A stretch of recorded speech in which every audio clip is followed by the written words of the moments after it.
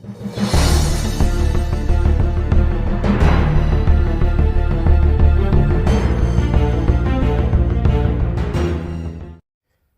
afternoon. Happy Savage Saturday. Keepers of the Cash. Gary B, the Casual Comic Guy here. And today, Savage Saturday Comic Review, episode 121. Yeah, we're that far ahead on them. I can't believe it. And we're doing something special today. Now, I wanted to put out a Savage Saturday Comic Review on my normal Saturday, right? It makes sense. I had a live show in the morning, and I just wasn't feeling great yesterday. I was a little down and out and battling something. I don't know what it was. It could have just been allergy related. But here it is. It's Sunday. It's a day late, but I still want to give you guys a Savage Saturday comic review, so we're going to go ahead and do that, seeing I'm feeling a lot better today. Now, I had a different story planned for this week, and I changed it up. I recently made a short which detailed a couple things about this book. This is the Saga of Solomon Kane, and this collects every Savage Sword of Conan appearance of Solomon Kane, plus his first appearance in Monsters Unleashed 1, his second appearance in Dracula Lives #3, his first cover appearance in Conan the Barbarians #3, plus he had a story that was, in that issue, was part 2 of a two-parter which began in Conan the Barbarians issue 2, plus Marvel Premiere 19, and so this is a comprehensive book of Solomon Kane stories from the early days of Marvel. But also what this contained is art from Conan Saga 47, which hadn't been previously published, of Solomon Kane, and in the Conan Saga #50, it had an original Solomon Kane short story. And as you guys may or may not know, the Conan Saga series was just reprint stories, and the beauty of that series was you could take story arcs from Conan the Barbarian magazine and put them in black and white magazine format, and you got to see and read them and experience them in a different way. And this is just a fantastic book. Of course, the art, many different artists, incredible depictions of Solomon Kane, incredible stories inside.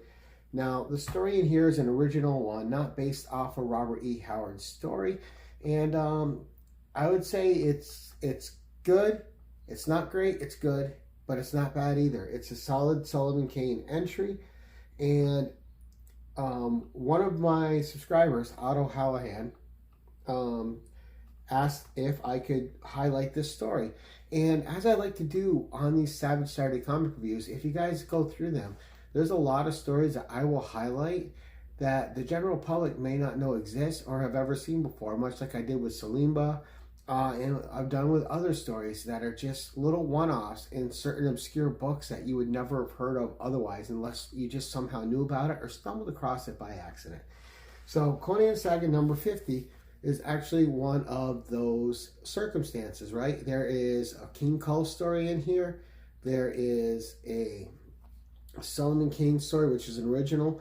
And this was part of a 3-part reprint from Conan the Barbarian, which detailed Queen of the Black Coast with Belit and Conan. So we're going to get right to this, and we're going to get right to the Solomon Kane story. And as I always do, guys, I will put pictures over here for you guys as we go through this. But this is going to be less of a review. There'll be a couple review elements, but I'm mostly just going to read it along with you, because this is one of those stories. You either have Conan 50 or this collection with the reprint, or you don't. So this isn't a readily available tale to be read by people out there. Now, our first page, and I'll put it up there, but I'm going to show too, because that's what I do. I do that. This is called Satan's Sanctuary. All right, and our creative team for this issue, or this story, is Alan Rollins is the writer, Steve Carr does the pencils, Al Williamson on the inks, and Jack Morelli on the letters. And we're just going to read it. It's a 10-page story. It's quick, it's succinct, it gets to the point, and it's a bit of fun. All right, as our story begins, Solomon Kane has found himself trying to pass the borders into another place, and we're just going to read it. In the Spain of Philip II, where the Supreme Council of the Inquisition holds sway, customs officials guard the borders of the various provinces. Traveling from France and seeking entrance into the Kingdom of Castile, Solomon Kane encounters one of these functionaries. And for once, the dour Puritan adventurer is caught unawares. And you can see the guy, the border guy, he's like, no passport, no papers, nor enough pistols to pay the customs fees. I'll claim these firearms and these fine garments as fee for my trouble then. Englishman, when next you seek safe passage through our fair land, see that you first acquaint yourself with its laws. And Solomon Kane is just sitting there, arms crossed. He's extremely dour at the moment. And as they're leading Kane away, two of the guards are leading him away. He's like, why so glum, man? We are to escort you back to the border. That's all. And the other guard says, understand, we must be wary of foreigners. Guard against false doctrines. And one guard goes to push him. He says, step lively now. And the other guard says, we want no heretics among us, for they deny the one true faith and mock the Holy Father. And Solomon Kane grabs a piece of wood that they're walking by from a fence and just clubs the guy in the face and says, have done with your popery, sir. Solomon Kane is no friend to the church in Rome. And as he continues to beat these two guys with these 2x4s as they have swords, he's like, nor will I gladly abandon arms in such a vice-ridden land as this. And we go to our next panel where it says, dashing back to the toll station, Kane hears a tune he knows well, the clash of steel with steel, the song of battle. And when he gets back there, the guy that had just took his pistols and his weapons is engaged in a battle with another foe. And the foe that he's fighting says, I've watched you, Gasper, waiting till you were alone, waiting for my chance. I've longed to cross swords with an agent of the Holy Office whose coffers are filled with ill-gotten gains and thievery is tolerated by the crown. Ha! And he has disarmed Gasper, the guy who just ripped off Kane. And Kane was heading back to get his pistols and his weapons and his stuff back from him. And Kane wanders on the scene, and the guy has Gasper at sword point and says, now, Gasper, you're prey to thievery of a more honest kind. Ho, who's this? As the guy who is threatening Gasper in his robe sees Solomon Kane approaching. So there we go. All right, and then we cut to a panel. It shows this guy reaching for a gun with Kane with his sword on his hip, and it says, Englishman, being poor, you have no part in this affair. But as you insist upon playing the spectator, I'll gladly give you a look down the barrel of my... And before he can even draw his pistol, Solomon Kane has unarmed him with his rapier, and the cloaked man is like, you astonish me, Englishman. And Kane responds with, perhaps the Lord has blessed me in special ways, that I might live to serve him better. And the robed figure says, impious as well, the very wrath of God, as it were.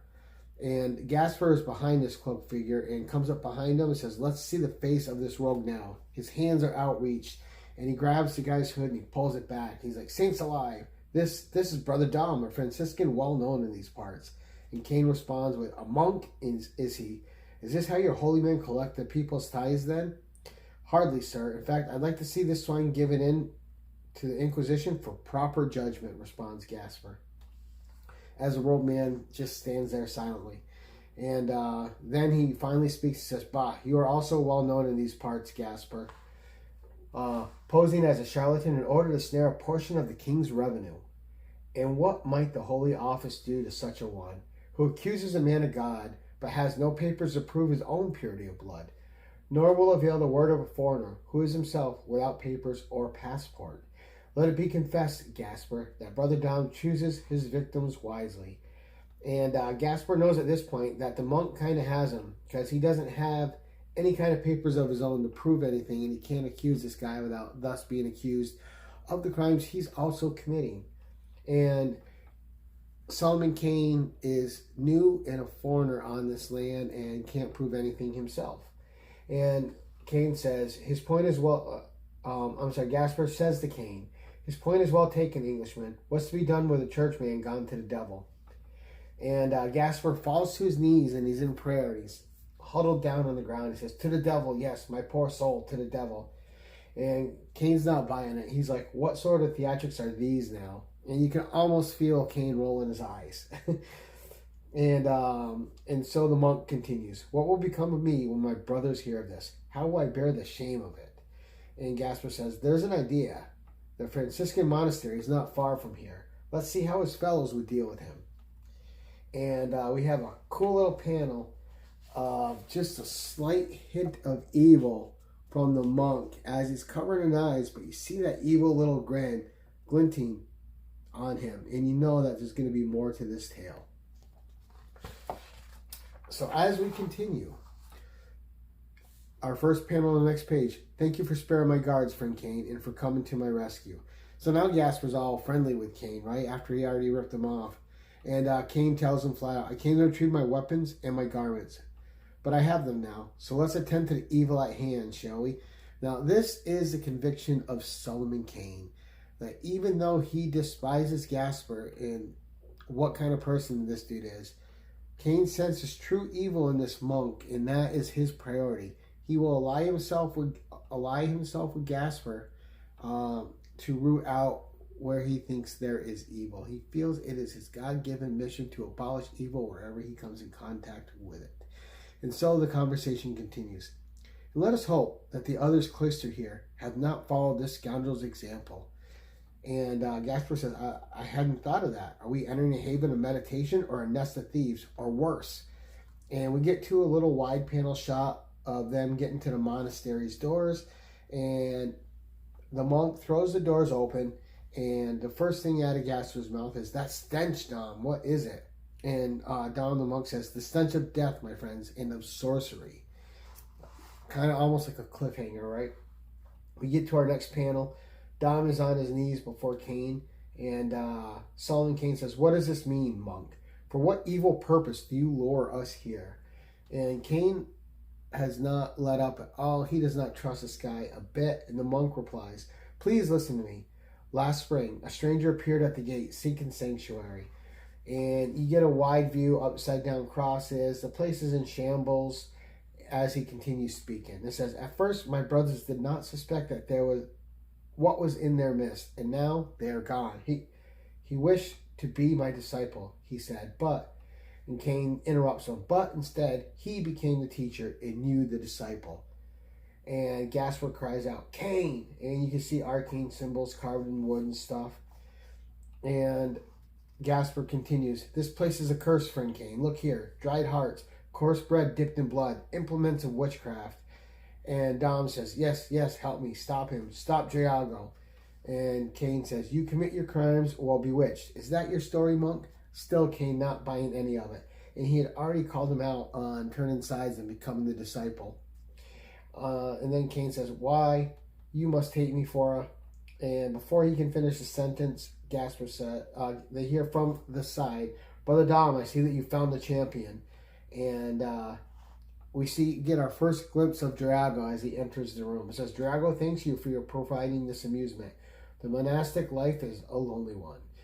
And Dom says, you are God's warrior, Cain. Put an end to this evil. So, man, let's give you a shot of these 2 pages. Now we're getting to the meat of the story. Cain is starting, or thinking he is, coming face to face with the evil he is there to abolish. And again, just some great art, some fun storytelling.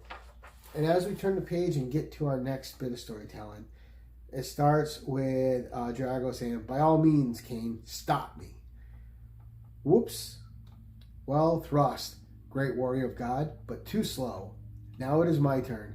So Cain had struck out at Drago. His sword is now stuck in the door behind Drago, who ducked it adeptly. And then Drago's already disarming Cain of his weapons. And Cain yells out, Gasper, leave this place. Run, man. And Drago says, but I insist you stay, Gasper. And he slams the door with sorcery, as the same way that he took off Cain's pistols. They just floated them off him.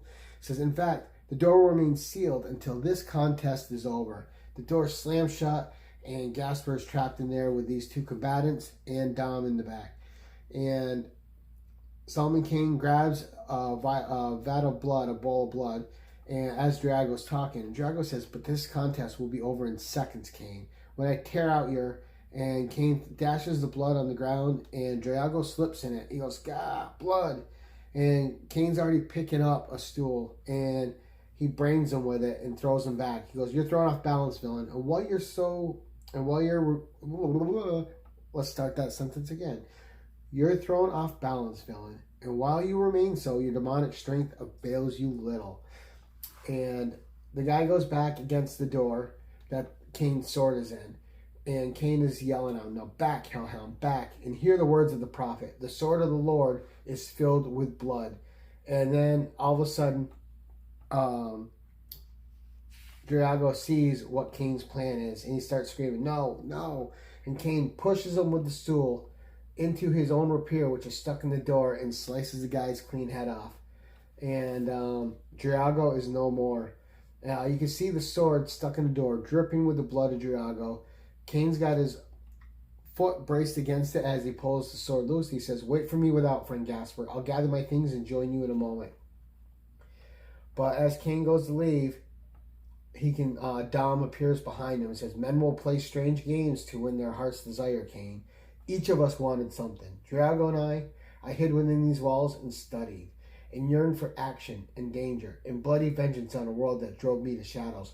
While Drago wearied of running and dodging the hangman and living in the realm of nature. And so he came to me and we struck a bargain."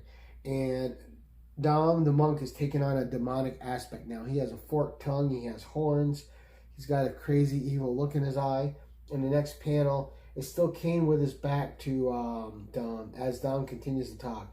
And he says, "I learned from him the way of the thief, the swordsman, the adventurer. And in exchange, I ushered him into my chosen field, witchcraft, Cain, the black arts." And we'll give you a show of these 2 pages, even though I know I've been showing them.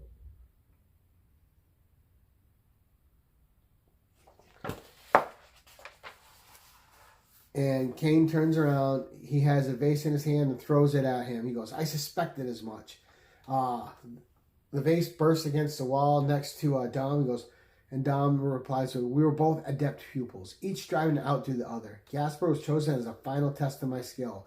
I was to present his heart as a trophy." And he gets even more demonic. Now his ears have flared out. They have a demonic aspect. And a little bit like Etrigan the Demon kind of looking. He goes, "When you interfered, I made you my pawn. I lured you here for my disciples' testing. Curse you, Englishman. You were to be Drago's trophy. But here, where my power is at its greatest, I claim vengeance. My eyes will hold you paralyzed and then boom, there's an explosion. And Cain has outsmarted him. He goes, "My powder horn was inside that vessel, fiend, and may employ my arts of misdirection. Any may employ the arts of misdirection and trickery."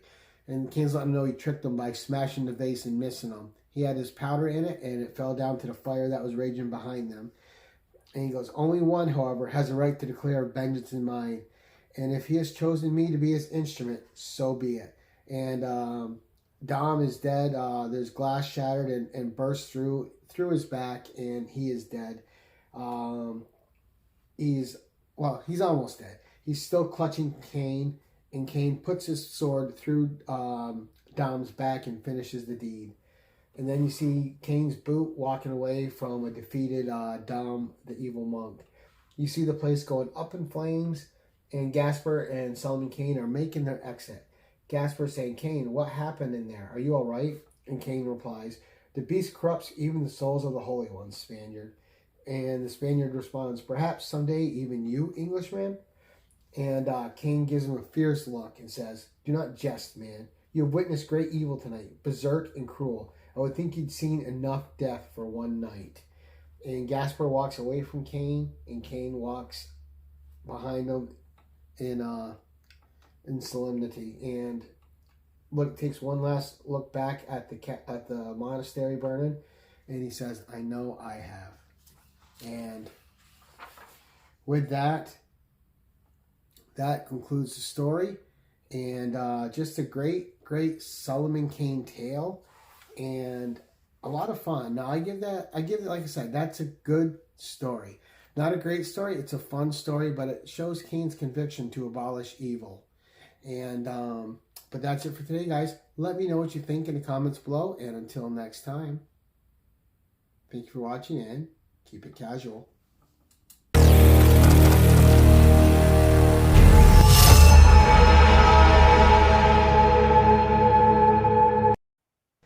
Attention all, use channel sponsor Rogue Trader at theroguetraderutah.com and my code Keep It Casual for 10% off your comic cleaning and pressing needs. Remember, when submitting your books to be graded, use a trusted professional.